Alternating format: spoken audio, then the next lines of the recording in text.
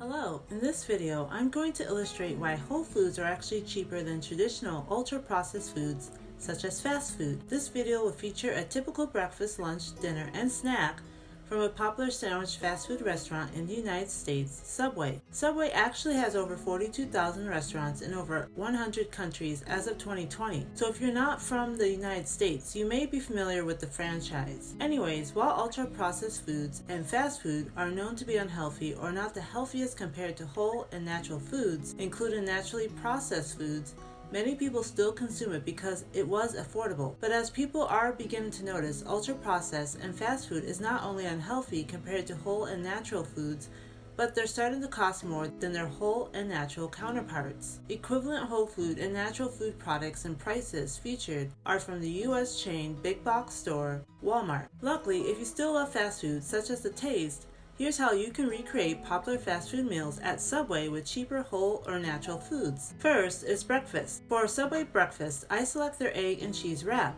This wrap contains an omelet-style egg and American cheese wrapped in a flour tortilla.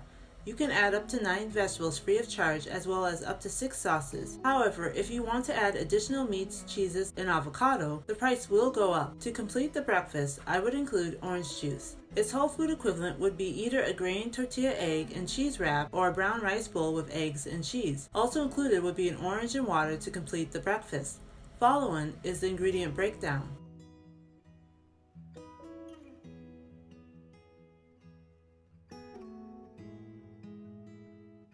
When you consider the ingredients, the grain tortilla only contains whole or minimally processed ingredients. You may still consider this an ultra-processed food since it does not look like the original grains used to make it. But the ingredients are not harmful, so it's a better choice than the Subway wrap, which has quite a few concerning ingredients such as canola oil, sugar, and soy lecithin. To learn more about why these ingredients are a problem, check out the Ingredients to Avoid playlist on this channel. If you really want to go with a whole food meal, the brown rice bowl would be a good equivalent to the Subway egg and cheese wrap breakfast. When costs are factored, the whole food equivalent comes out on top.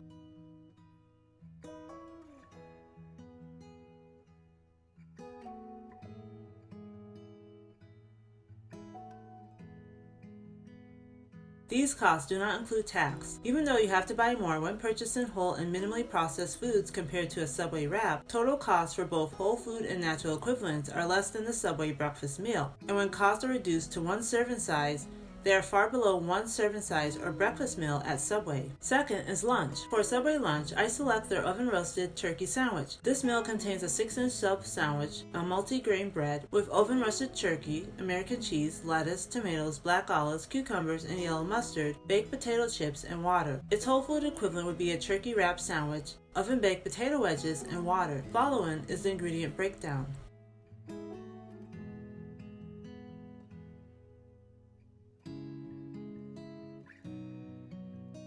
Again, the grain wrap would be a healthier alternative to the grain bread provided by Subway. And if you want a truly whole food equivalent, you can use a leaf wrap such as romaine lettuce leaves instead of the grain tortilla. I have to note that the turkey breast tenderloin contains an ingredient I personally try to avoid, and that's sugar. The sugar is terminated sugar, which is minimally processed and refined. While a little better than conventional cane sugar, it's still refined and something I wouldn't prefer over unrefined sugars like dates and coconut. Nevertheless, it was the best turkey breast I could find from Walmart without many questionable ingredients. Some good points about this turkey is the sugar is low on the ingredient list, meaning that not much of it was added to the product. And compared to Subway's turkey breast, which contains far more sugar, such as dextrose, and other concerning ingredients like natural flavor and soybean vegetable oil, it's the better choice. But if you're trying to avoid inflammatory or refined sugars, I would switch out this turkey for chicken or go for a whole natural turkey that doesn't contain added ingredients, although I find these to be quite expensive. Nevertheless, here are the costs where again the whole food equivalent wins.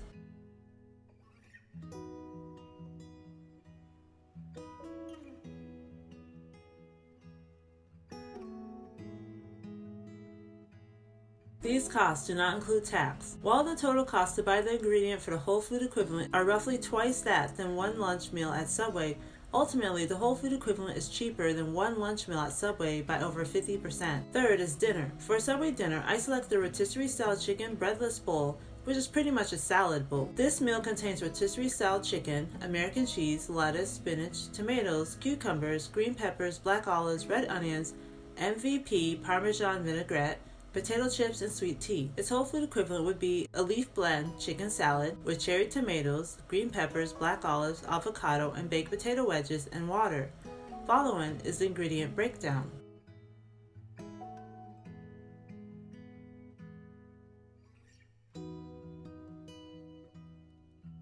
Now, you may have noticed that I didn't add any dressing to the whole food equivalent. I'm weird in that I don't add dressings to my salads since I find that adding olives, avocado, chicken, and tomatoes add flavor and density. However, I don't doubt that there are healthy salad dressings out there with identifiable and natural ingredients. There are also many salad dressing recipes that you can make that call for simple ingredients such as vinegar and olive oil. So if you prefer including dressing to this whole food equivalent meal, I recommend making your own if you cannot find a brand that contains healthy ingredients. As you can see from the Subway dressing, which was the best one I chose that I thought would be least problematic, it contains a ton of harmful ingredients such as soybean oil, sugar, and natural flavors. When considering cost, the whole food equivalent still wins.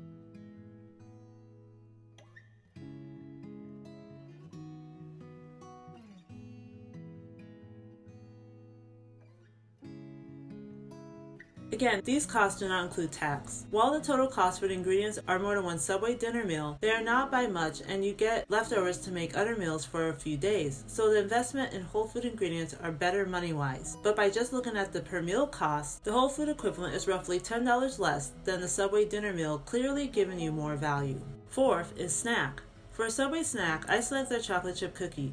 Its whole food equivalent would be cocoa date balls. The link to a simple recipe is in the description bar. This snack contains dates, cocoa, and chocolate chips as optional. Following is the ingredient breakdown.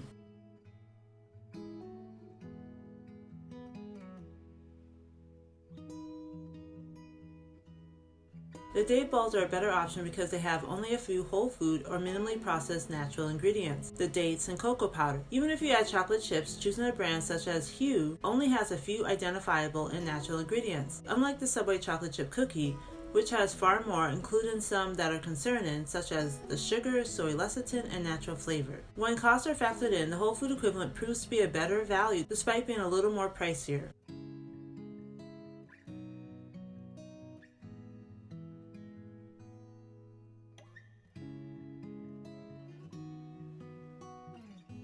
These costs do not include tax. Here, the whole food equivalent costs more for total ingredient costs and per meal costs.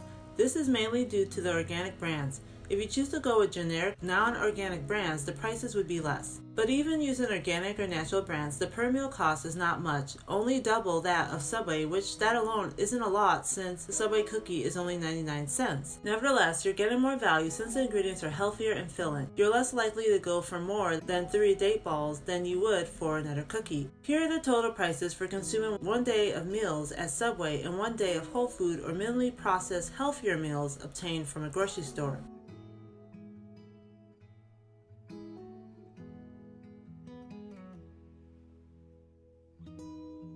The total prices for the whole food and minimally processed ingredients are more than a day's worth of Subway meals, but they are still a better value because their ingredients are healthier and they provide several days of meals versus one like Subway. And when comparing just the per day meals, the whole food and minimally processed equivalents are significantly less. Eating at Subway for a day is over $40, while eating a day's worth of whole food and minimally processed food is well under $20. Before I end this video, I want to emphasize a few things. Whole and minimally processed natural foods can get expensive when shopping for organic varieties, name brands, and meats. If you want to cut total ingredient costs, consider going for non-organic so long as the ingredients are not questionable, generic brands, and fewer meats. That's it. Thank you for watching. I hope I illustrated why whole foods and healthy, minimally processed foods are cheaper than conventional ultra-processed foods, such as those found at Subway. I encourage you to try out the meal equivalents illustrated in this video.